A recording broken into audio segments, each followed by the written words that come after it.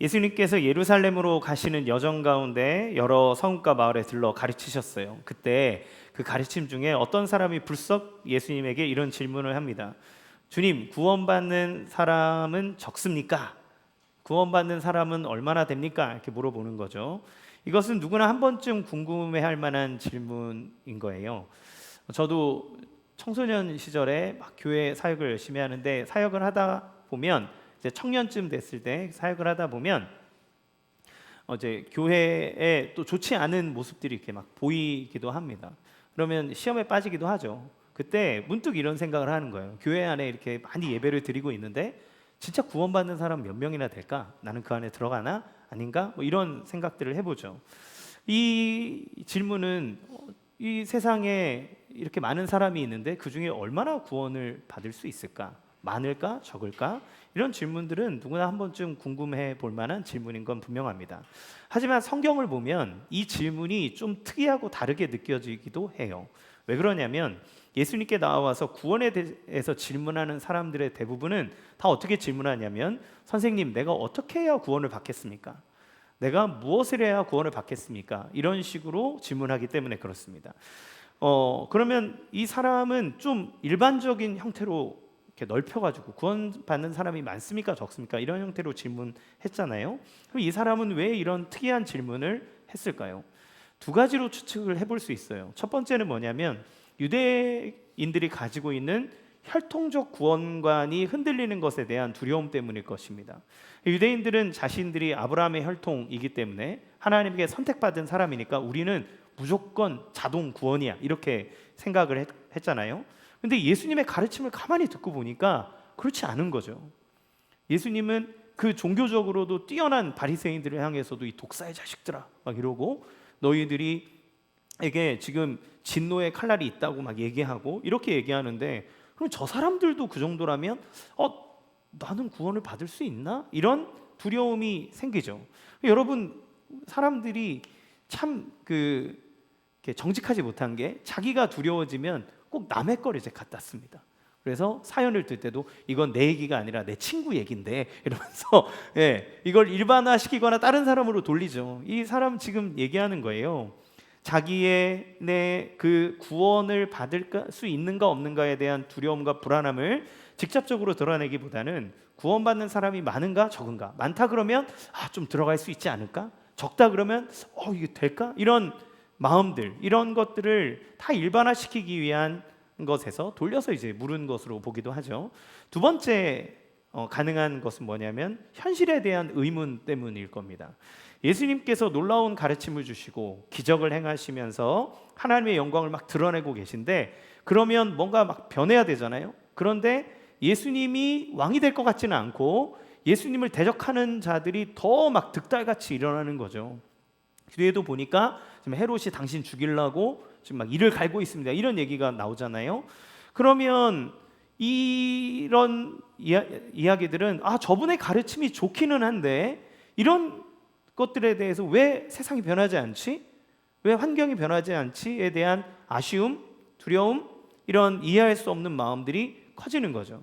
특별히 예수님이 요 이전에 가르치실 때 뭐라고 얘기하셨어요? 하나님의 나라가 어떤 건지 아냐? 겨자씨 같은 거야. 하나님의 나라는 그 겨자씨를 자기 채소밭에 심은 것과 같아. 그런데 이 겨자씨가 뭐가 되는지 알아? 풀이 아니라 나무가 돼. 그게 하나님 나라야 라고 얘기하셨고, 하나님 나라는 누룩과 같아. 그래서 보잘것없지만 전체를 다 변화시키는 그런 능력이야, 이렇게 얘기하셨단 말이에요. 그런데 이 전체를 변화시키고 그 겨자씨가 나무가 되는 것이 하나님의 나라라면 왜 이토록 많은 사람들이 믿음에 참여하지 않고 있고 또 세상은 변하지 않고 있고 예수님은 죽음의 위협 가운데 놓여 있는가라고 하는 의문으로 질문을 던질 수 있겠죠. 우리는 신앙생활을 하다 보면 이런 질문과 맞닥뜨리게 됩니다. 하나님이 살아계시다면 그러면 세상은 왜 이렇게 변하지 않는가? 주님의 구원의 역사가 있다면 교회는 왜 쇠퇴하는가? 그러면 우리의 신앙은 제대로 가고 있는 것이 맞나? 하나님 구원받는 자의 수가 많은가 적은가, 구원이 있기는 한가? 라고 하는 질문들을 우리는 우리 마음속에 신앙의 연수가 깊어가면서 들어가기도 하죠. 그러면 이 중요한 질문에 대해서 예수님은 뭐라고 대답하시는가? 24절에 보면 예수님이 이렇게 얘기합니다. 좁은 문으로 들어가기를 힘쓰라. 좁은 문으로 들어가기를 힘쓰라.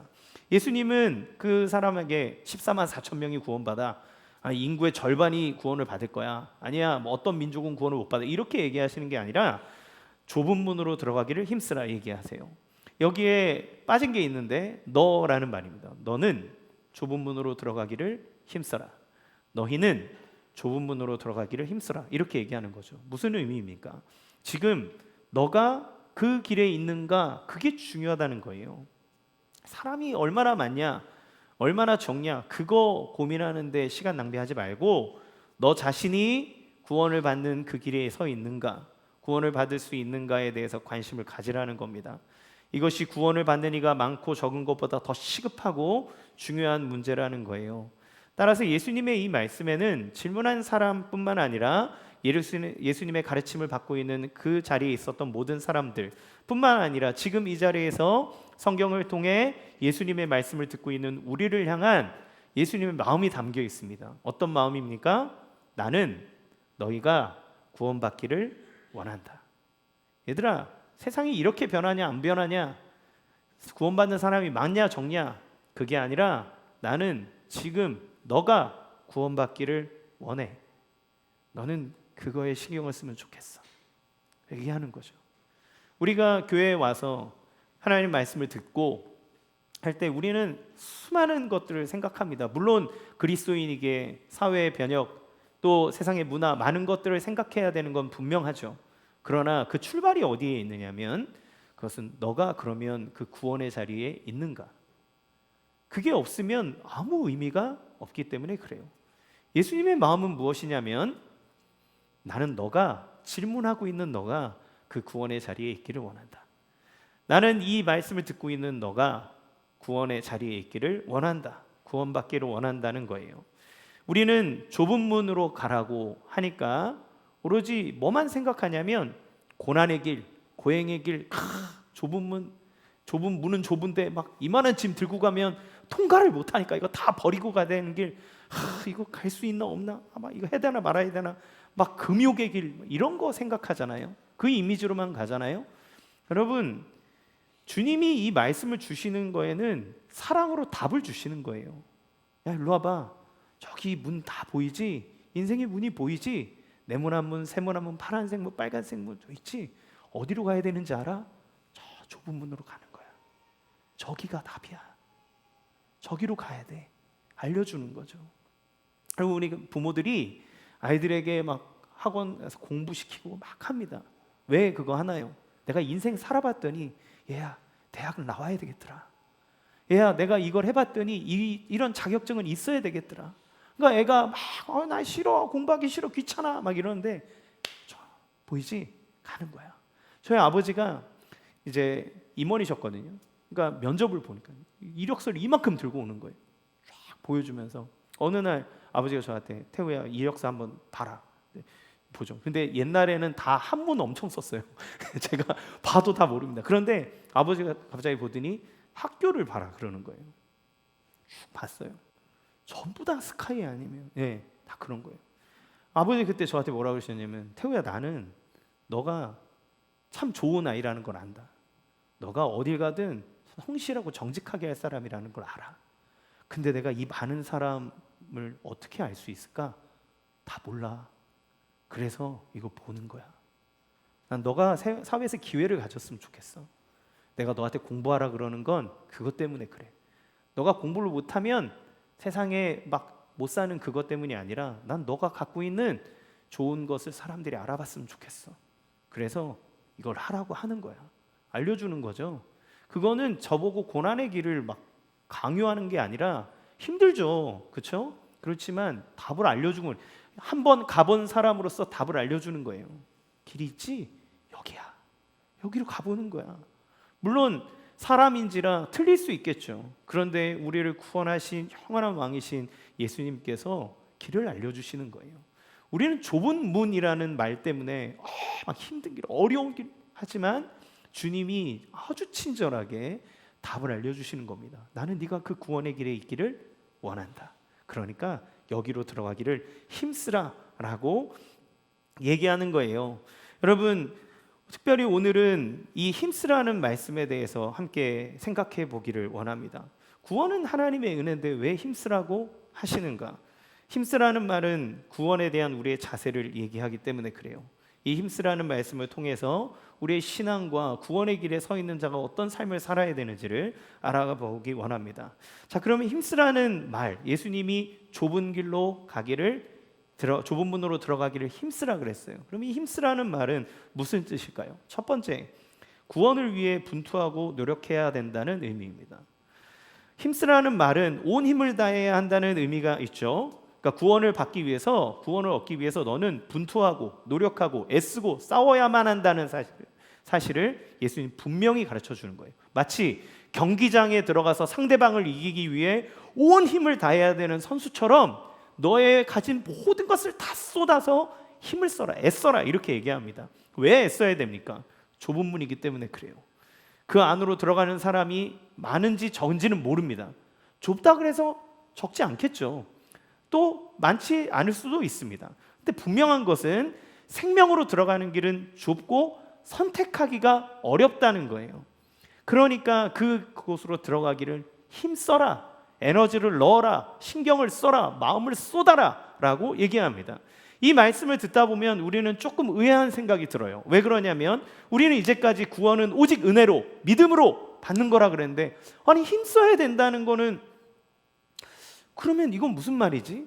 그런데 우리가 구원을 위해 아무런 일도 할 수 없다라고 생각하지만, 주님이 만약에 우리가 구원에 대해서 아무것도 할 것이 없다면 힘쓰라는 말씀은 절대로 하지 않았을 거예요. 분명 예수님은 힘써라 이렇게 얘기합니다. 그렇다면 이것은 구원에 있어서 하나님께서 우리에게 물을 책임의 영역이 있다는 거예요. 마지막에 하나님 앞에 섰을 때 우리의 삶에 대해서 하나님께서 셈하실 날이 있고, 그때 우리의 책임을 회피할 수 없는 분명한 책임의 요지를 주님이 남겨두셨다는 걸 알 수 있습니다. 그 행한 대로 심판을 받습니다. 우리는 심판대 앞에서 책임 있는 존재라는 사실을 잊으면 안 돼요. 이게 너무 중요합니다. 그러면 우리가 받은 구원이 하나님의 은혜로 받는다는 건 틀린 말입니까? 우리의 노력으로 구원을 받는다는 말입니까? 아닙니다. 그렇지 않아요. 구원은 마땅히 받을 자격이 없는 우리에게 주시는 하나님의 선물입니다. 24절 다시 보겠습니다. 시작. 좁은 문으로 들어가기를 힘쓰라. 내가 너희에게 이르노니 들어가기를 구하여도 못하는 자가 많으니라. 여러분, 이 말씀이 좀 이상하지 않습니까? 힘쓰래요. 그런데 들어가기를 구해도 들어가지 못하는 자가 많대요. 무슨 얘기입니까? 내가 노력을 한다 그래서 들어갈 수 있는 곳이 아니라는 얘기예요. 그러나 그 들어가고 구원받는 것은 전적인 하나님의 은혜에 의해서 이루어지는 것이지만, 그 구원받는 사람이 가져야 되는 구원의 자세는 힘쓰는 자세가 필요하다는 것을 얘기하는 겁니다. 실제로 우리가 아무리 힘을 쓴다 그래도, 애쓴다 그래도 우리가 죄에 대한 한 가지도 씻어낼 수 없는 존재라는 걸 알아요. 죄는 내가 씻는 게 아니니까요. 그거는 내가 죄를 지은 당사자가 나를 용서해 줄 때 가능합니다. 예수님은 구원받는 거에 대해서 뭐라고 예를 드시나요? 1만 달란트 빚진 자가 그 빚을 탕감받는 것과 같다. 그러니까 1만 달란트는 상징적 숫자예요. 무슨 짓을 해도 갚을 수 없는 빚. 그러니까 뭘 해도 도저히 갚을 수 없는 빚을 빚진 자가 바로 하나님 앞에 선 죄인인 우리다. 그런데 우리가 아무리 선행을 하고 노력해도 갚을 수가 없는 거예요. 근데 하나님이 그 모든 죄의 빚을 다 탕감해 줬다. 그러면 그 사람이 어떻게 살 것이냐? 그 죄를 통감하고 다시는 그 죄의 빚을 짓지 않기 위해 살아가는 삶, 애쓰는 삶, 그것이 구원받는 자의 삶이라는 거예요. 하지만 우리가 구원받는 것에 대해 방해하는 수많은 장애물이 있는데, 그것은 무엇이냐면 한 번 믿으면 자동적으로 믿음이 자라나고 자동적으로 구원받는다고 하는 잘못된 믿음이라는 겁니다. 우리의 죄성은 하나님의 은혜도 이용해 먹으려고 하는 아주 교활한 면이 있어요.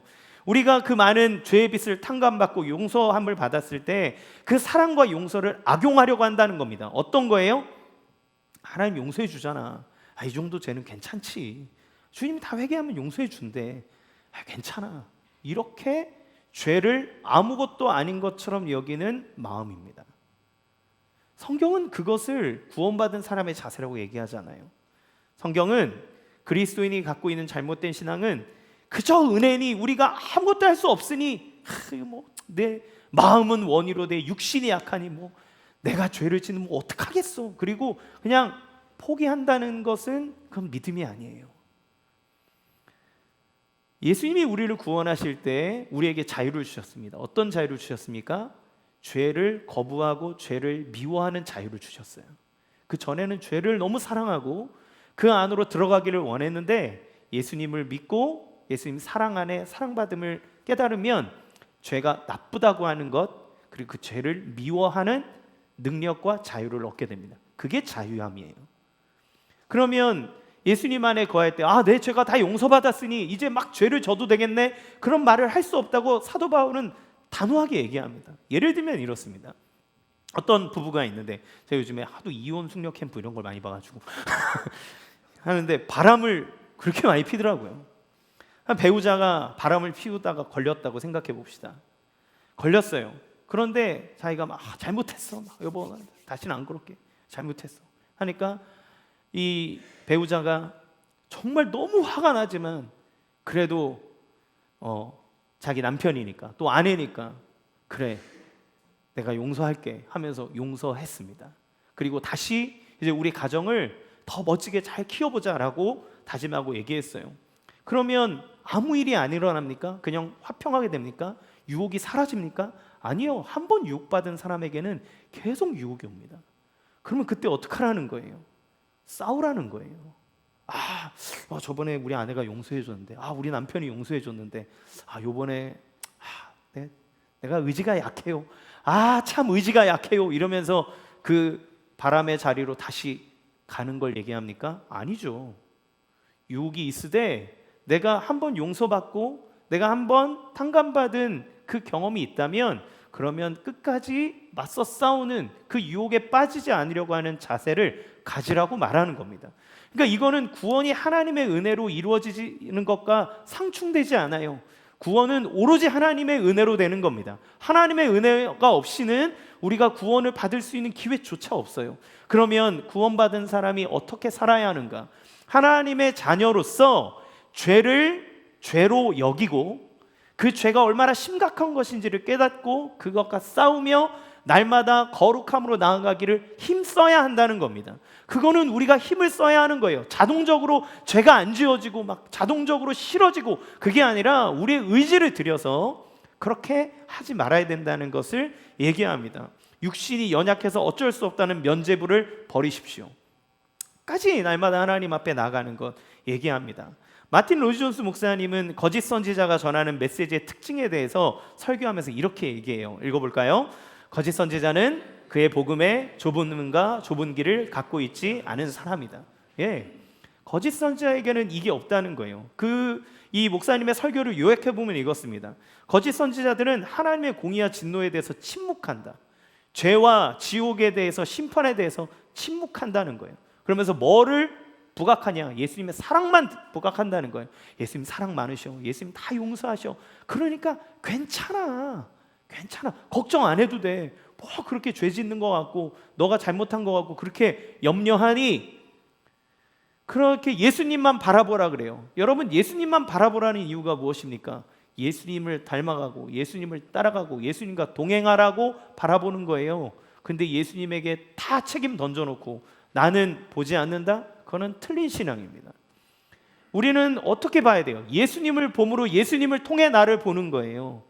예수님을 통해 나의 영적 주소의 현실을 파악하는 겁니다. 그리고 주님 앞에 나아가 날마다 나 자신의 모습을 외면하지 말고 나의 연약함을 고백함으로 거룩의 길로 걸어가는 거죠. 누가복음 13장 26절 27절 같이 읽겠습니다. 시작.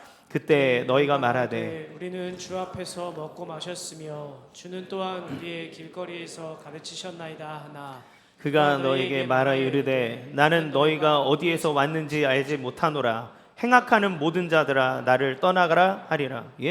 여러분 뭐 열심히 저 수련회 갔는데요, 특세했는데요, 뭐 했는데요, 그 행함이 아니라 주님이 너의 삶 속에 정말 그리스도와 동행하며 행악이 아닌 하나님의 선함을 추구하고 그걸 위해 힘쓰며 살았는가를 주님 반드시 묻는다는 거예요. 그게 구원받은 자의 삶의 자세입니다. 혹시 여러분 안에 예수님의 사랑을 기대어 살면서 예수님의 사랑을 이용하고 계시지는 않습니까? 여러분, 우리에게 주시는 그 거룩한 은혜와 사랑을 받았음에도 불구하고 뭐 이건 이 정도는 뭐 괜찮지 않겠어? 저건 괜찮지 않겠어? 라고 하며 자기 스스로에게 면죄부를 주고 주님의 구원을, 사랑을 왜곡하고 이용하는 자를 우리는 결코 그 사람이 선한 길을, 의의 길을 걸어간다고 말할 수 없을 거예요. 세상은 죄를 덮으면 된다고 얘기하고 그냥 싹 넘어가면 된다고 말하지만 예수님은 하나님이 우리의 머리털까지 세신 바 된다고 얘기합니다. 다 주님이 세신다고요. 우리는 우리가 용서함을 받은 죄가 있다는 사실을 기억하면서 죄인의 길에 서지 아니하고 오만한 자의 자리에 앉지 아니하고 날마다 주의 말씀에 거하여 살아가기에 힘쓰는 것, 회개하며 나의 죄를 용서하신 은혜가 얼마나 큰지를 알고 더 거룩한 삶으로 나아가기를 힘쓰는 것, 그것이 마땅히 구원받은 자녀가 가야 될 삶이라는 것을 기억하시기 바랍니다. 그러기에 구원의 길을 걸어가는 그 사람, 그 좁은 문으로 가는 사람은 힘써야 하는 거예요. 두 번째, 힘쓰라는 말의 의미는 구원의 길에는 많은 유혹과 싸움이 있다는 것을 의미합니다. 25절 같이 읽겠습니다. 시작. 집주인이 일어나 문을 한번 닫은 후에 너희가 밖에 서서 문을 두드리며 주여 열어주소서 하면 그가 대답하여 이르되 나는 너희가 어디에서 온 자인지 알지 못하노라 하리니. 예수님은 구원의 길, 은혜의 시간이 끝나는 때가 있다고 분명히 얘기해요. 얘들아, 주님의 사랑이 무한해. 너희가 어떤 죄를 지었든 간에 주님 앞에 나와 회개하면 다 받아주셔, 다 안아주셔. 그런데 끝이 있어. 그 문이 닫히는 때가 있어 라고 분명히 얘기해요. 그 얘기는 우리의 삶에 있어서 그저 시간이 무한정 있지 않기 때문에 그 힘쓰며 애쓰는 삶에 대해 게으름을 피울 시간이 없다는 것을 얘기합니다. 우리를 방해하는 것 영적 게으름이에요. 영적으로 무지해져 있는 것. 영국의 위대한 청교도 신학자인 존 라일 목사님은 고든 길이라는 책에서 영적 태만, 영적 나태, 영적 게으름이 얼마나 치명적으로 지옥에 이르는 길인지를 말합니다. 읽어볼까요? 시작. 사탄은 교회에서 헌금을 내고 주일마다 교회에 안락하게 앉아있는 존경받는 교인이 되는 것에는 아무런 반대도 하지 않습니다. 사탄은 힘쓰지 않으므로 결국에 잃어버려지고 말 것을 잘 알고 있기 때문입니다. 예, 그냥 교회에 나와서 11조 하고 헌금 내고 봉사하고 그렇게 있어서 우리 집사님 잘한다, 우리 현재 잘한다, 예, 이렇게 종교인으로 이때 하나님 나라를 위해 자기의 삶에 힘쓰지 않는 사람은 방해하지 않는다는 거예요. 내버려 둔다는 거예요. 왜냐하면 힘쓰지 않으면 잃어버려질 것을 마귀가 너무 잘 알기 때문에 그렇다.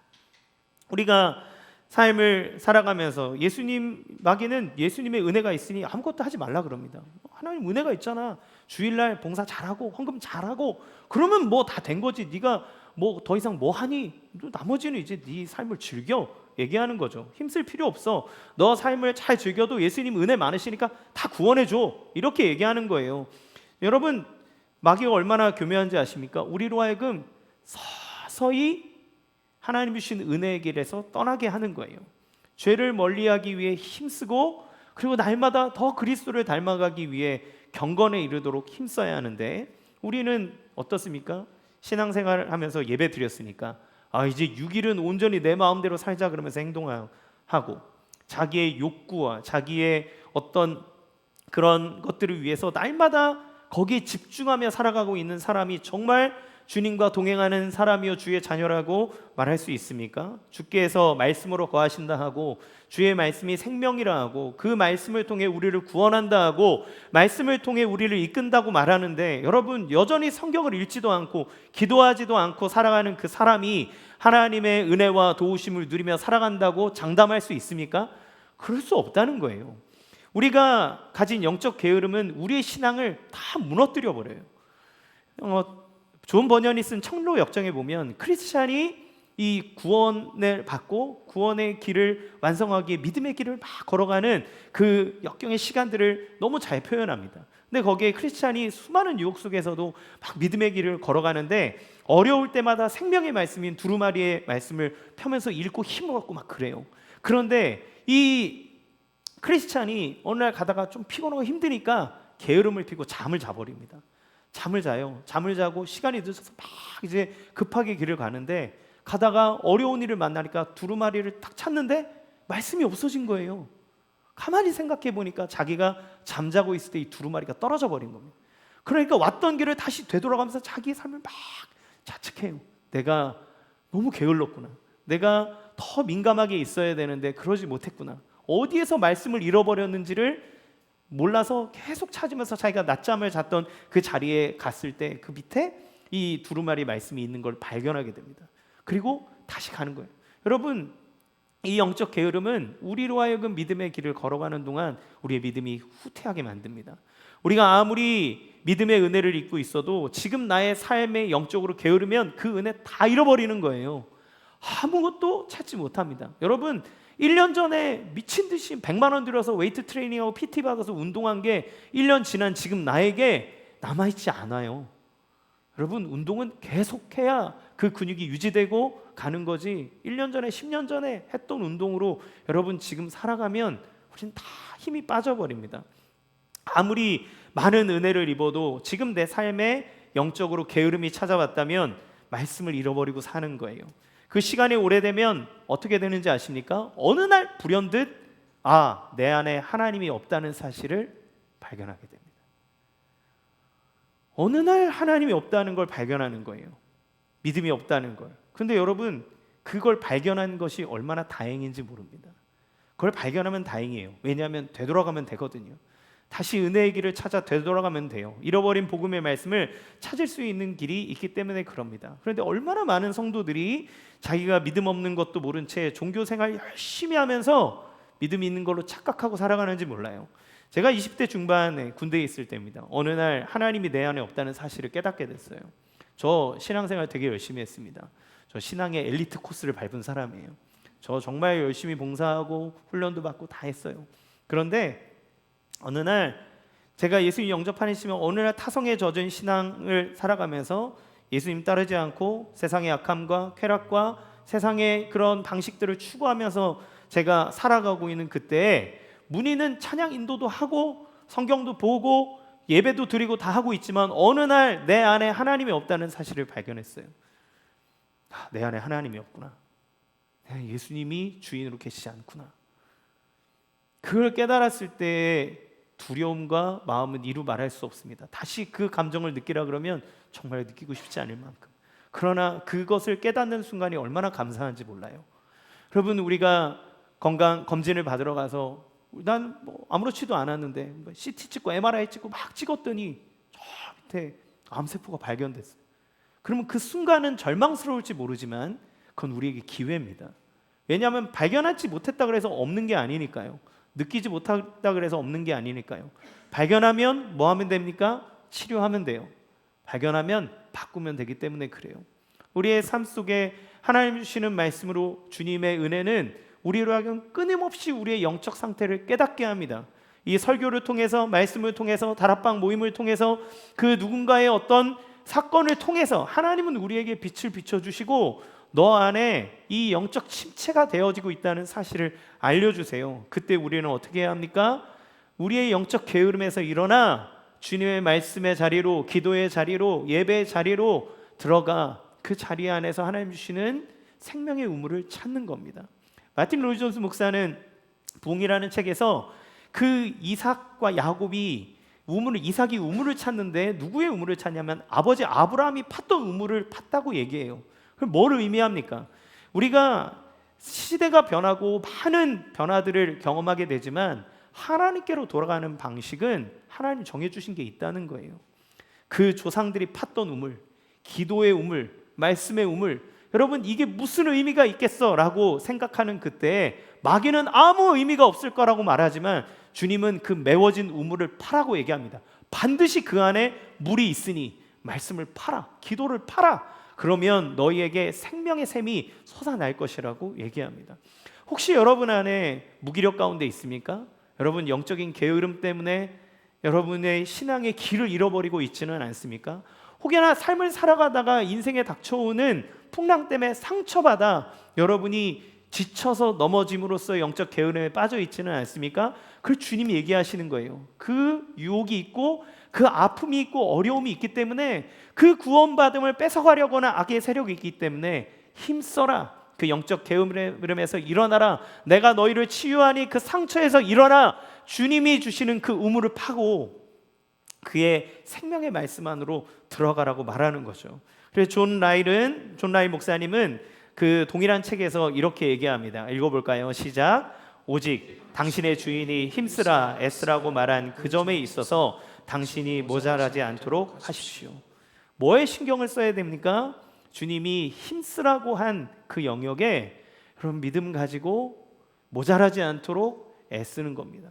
그러면 주님이 마련해 놓으신 그 생명의 샘물을 맛보는 거예요. 여러분, 기도의 자리를 소홀히 여기지 마십시오. 말씀을 보는 자리를 소홀히 여기지 마십시오. 그 안에 하나님이 주시는 생명의 물이 있습니다. 훈련의 자리를 힘들어하지 마십시오. 예배의 자리를 하찮게 여기지 마십시오. 어쩌다 한번 빼먹어도 되는 것처럼 여기지 마세요. 여러분, 뭐 예배 한번 빠졌다고 구원이 취소되지 않습니다. 그러나 그것을 어떻게 여기느냐는 우리의 삶을 결정하는 아주 중요한 삶의 자세가 되는 거예요. 그래서 예수님이 이렇게 얘기합니다. 세 번째, 힘써야 하는 세 번째 이유가 바로 구원을 소원하는 일이 가장 가치 있는 일이기 때문에 힘쓰라는 거예요. 힘쓰라는 말씀은 구원이 온 힘을 다해 얻어야 할 만큼 소중한 것을 얘기하는 겁니다. 온 힘을 다 써서 가져야 될 만큼 소중한 거예요. 가치를 얘기해 주는 겁니다. 은혜로 주어지는 건데 은혜로 주어진다 할지라도 너의 모든 것을 다 쏟아 가져야 할 만큼 소중한 거다. 아까 제가 이제 그 인생의 길을 가르쳐주는 부모님에 대해서 얘기했는데 매년 가을이 되면 입시가 있는 계절입니다. 우리나라 입시는 뭐 세계적으로도 유명하죠. 너무 중요해요. 모든 학생뿐만 아니라 전국이 다 들썩들썩하는 게 이 입시입니다. 그 수험생에 있는 가정은 어떤가요? 가정의 모든 힘과 열정을 그 수험생에게 맞춰요. 집안의 분위기도 수험생한테 맞춰주고 먹는 것도 수험생한테 맞춰주고 잠자고 일어나는 스케줄도 수험생한테 맞춰요. 다 재정도 거기에다 다 맞춰요. 다 맞춥니다. 왜 그렇습니까? 우리의 인생을 가르는 중요한 분기점이 그 대입에 있다고 생각하기 때문에 그래요. 그러니까 거기다 다 쏟아놓죠. 너가 이런 대학을 가야 해. 내가 이런 대학을 가야 할 것 같아. 이런 생각들이 있기 때문에 대학을 가야 된다라고 하는 것이 우리 인생에 너무 소중하고 중요한 가치라고 여기기 때문에 모든 역량을 거기에다 다 집중하는 겁니다. 그러면 여러분, 구원은 얼만큼 가치가 있을까요? 여러분, 구원에 대해서 얼만큼 가치를 가지고 여기고 있습니까? 예수님은 천국을 소개할 때 이렇게 소개하세요. 마태복음 13장 44절 읽겠습니다. 시작. 천국은 마치 밭에 감추인 보화와 같으니 사람이 이를 발견한 후 숨겨두고 기뻐하며 돌아가서 자기의 소유를 다 팔아 그 밭을 사느니라. 천국은 마치 밭에 감추인 보화와 같다. 그러니까 너무 귀중한 보물이라는 거예요. 근데 이 보물이 어느 정도로 보물이냐면 싹 덮어두고 가서 내 전 재산을 싹 다 팔아다가 이 밭을 다 사야 될 만큼 정말 가치 있는 것이라고 예수님이 가르쳐주고 있는 거예요. 모든 것을 털어서라도 가져야 될 만큼, 너의 모든 역량과 모든 것을 집중해서라도 가져야 될 만큼 아주 소중한 거라고 말합니다. 여러분, 이것은 우리에게 주시는 은혜의 가치를 아는 것과 그 가치를 어떻게 여기며 살아야 되는지에 대해서 예수님이 얘기해 주고 있어요. 예를 들면 이렇습니다. 우리 아이들이 이제 어머니 댁에 가면 손자 손이 오니까 저희 어머니도 돈 주고 여동생 고모도 돈 주고 작은 아빠도 돈 주고 뭐 세뱃돈 받으면 막 애들 막 부자 되는 날이잖아요. 그렇죠? 막 줘요. 그런데 얘가 어릴 때 가치를 모를 때는 이렇게 딱 주면 애는 멀뚱멀뚱한데 엄마 아빠만 좋아합니다. 5만 원 받았네, 10만 원 받았네, 이러 되게 좋아해요. 얘는 몰라요. 이렇게 들고 있어요. 어쨌든 막 좋은 거라니까 이렇게 뭐 주니까 이렇게 다 받고 있어요. 그러다가 갑자기 저기에 사탕이 출현하면 5만 원 던지고 사탕 가지러 갑니다. 저기 자동차 굴러가고 있으면 5만 원, 10만 원 내팽개치고 갑니다. 그러면 누가 난리치냐? 아유, 이놈의 새끼 이거 엄마 아빠가 이 돈을 빨리 주워 담아서 가방에 딱 놓죠. 그런데 얘네가 시간이 지나서 가치를 딱 알잖아요. 그럼 물어요. 아빠, 그때 할머니가 준 돈 그건 어디 있어? 예, 그건 엄마가 통장에 이렇게 잘 놔뒀어요. 왜 찾나요? 가치를 안 거죠. 가치를 알면 거기에 집중합니다. 우리의 삶의 열정, 에너지, 우리의 모든 것은 가치가 있는 것에 우리의 모든 것을 투입해요. 하나님, 예수님은 얘기하는 겁니다. 왜 힘쓰라는 줄 아느냐? 이 세상이 천국의 가치를 모르는데 이거는 너의 모든 걸 다 털어서라도 가져야 될 만큼 가장 소중한 거예요. 얘기해 주는 거예요. 따라서 그 가치를 아는 것, 합당하게 여기고 대하는 것이 얼마나 중요한지를 보게 됩니다. 예수님의 사역은 그 가치를 알려주시는 사역이에요. 오늘 본문은 예수님께서 어디를 향해 가고 계시는지를 분명하게 밝히고 있어요. 22절 같이 읽어보겠습니다. 시작. 예수께서 각성 각 마을로 다니사 가르치시며 예루살렘으로 여행하시더니. 예수님이 지금 어디를 향해 가십니까? 예루살렘을 향해 가고 있다 얘기해요. 누가는 이 누가복음에 하나님께서 성령을 통해 누가에게 계속 이 예루살렘으로 가는 길이라는 걸 강조해서 말하게 합니다. 성경은 이걸 강조해서 얘기해요. 예수님 지금 예루살렘으로 가고 있다. 예루살렘으로 가시는 이유는 뭡니까? 31절에 보면 어떤 바리새인들이 찾아와서 예수님에게 얘기를 해줍니다. 상황을. 지금 헤롯이 당신 죽이려고 합니다. 그러니까 떠나십시오. 가지 마십시오. 막 이렇게 얘기해요. 그때 예수님 뭐라고 얘기하십니까? 33절 읽겠습니다. 시작. 그러나 오늘과 내일과 모레는 내가 갈 길에 가야 하리니 선지자가 예루살렘 밖에서는 죽는 법이 없느니라. 예수님이 죽으러 간다는 거예요. 예수님은 예루살렘으로 가는 길이 죽음의 길이라는 것을 아시고 그곳을 향해 가고 계시는 겁니다. 그런데 역설적이게도 예수님 자신에게는 죽음으로 가시는 길이지만 우리에게는 구원이 열리는 길이 된다는 거죠. 근데 예수님께서 우리를 구원하기 위해 죽으러 예루살렘 가시잖아요. 그럼 빨리 가면 되잖아요. 빨리 가서 땅땅땅 십자가 못 받고 팍 죽었다 빨리 3일 만에 부활하면 되잖아요. 그런데 예수님 뭐 하고 계십니까? 거기까지 가는 시간 동안 각 마을과 고을을 들르시면서 가르치셨다. 왜 가르치십니까? 예수님께서는 사람들이 구원에 이르는 길, 하나님 나라의 그 값진 것을 소유하기를 원하시는 마음이 얼마나 큰지를 보는 거예요. 그냥 미션 완료하고 끝나는 게 아니라 그 길을 걸어가는 동안 사람들에게 계속 얘기해 주는 겁니다. 얘들아, 하나님 나라가 얼마나 소중한지 아니? 하나님 나라의 구원이 얼마나 중요한지 아니? 이걸 위해 힘써야 하는 거야. 너희가 모든 걸 다 털어서라도 그걸 가져야 하는 거야. 난 너가 구원받기를 원해. 그래서 나는 너희를 구원하기 위해 죽으러 가는 거야 라고 그 길을 걸어가며 얘기하는 거죠. 그 예수님께서 우리에게 주시는 것은 그게 정말 소중하고 중요하다는 것을 계속해서 가르치고 알리시고 있다는 것이 예수님의 사역이라는 건 아주 중요한 의미를 줍니다. 우리에게 그 길을 제시할 뿐만 아니라 그 가치를 알려주시는 거니까요. 그러면 우리가 이렇게 힘쓰는 것이 중요한 이유를 알게 돼요. 예수님께서 구원에 이르는 길이 좁은 문이라는 것을 알려주셨기 때문에 우리는 이제 힘써야 합니다. 그러면 그 좁은 문이 정말 생명의 길인지 어떻게 알 수 있습니까? 예수님이 직접 그 좁은 문으로 들어가신 분이기 때문에 그래요. 예수님은 사람들이 다 거부하는 십자가의 길을 걸어가고 있습니다. 예수님은 사람들이 다 마다하는 그 죽음의 길로 걸어가는 거예요. 그 문은 화려한 문이 아닙니다. 가시관을 쓰는 문이고 십자가에 달리는 문이고 거기는 자기 자신을 다 찢어 죽이는 문으로 예수님이 걸어가시는 거예요. 그런데 중요한 것은 무엇이에요? 우리는 문에 집중하고 있지만 더 중요한 것은 그 문 너머에 있는 그 무언가예요. 거기에 뭐가 있는가? 여러분, 대궐같이 큰 문을 열고 들어갔는데 거기에 지옥 같은 세상이 펼쳐진다면 그 화려한 문이 무슨 의미입니까? 문은요, 입구예요. 중요한 것은 무엇입니까? 그 안에 무엇이 있는가가 중요한 거예요. 예수님이 좁은 문을 얘기해 준 이유는 그 뒤에 펼쳐지는 무한한 놀라운 은혜가 있기 때문에 그래요. 좁은 문을 통과한 십자가의 길을 통과한 예수님에게 무엇이 나옵니까? 부활의 능력이 나타나는 거예요. 그 좁은 문 너머에는 무엇이 있다는 걸 얘기해 줍니까?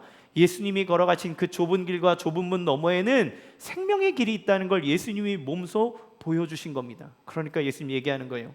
나를 따라와라. 내가 곧 길이고 진리고 생명이다. 내가 가는 길은 바로 그 좁은 길이고 좁은 문이다.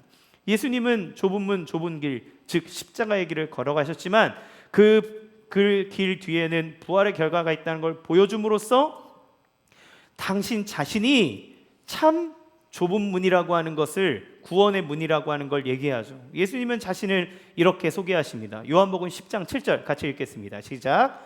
그러므로 예수께서 다시 이르시되 내가 진실로 진실로 너희에게 말하노니 나는 양의 문이라.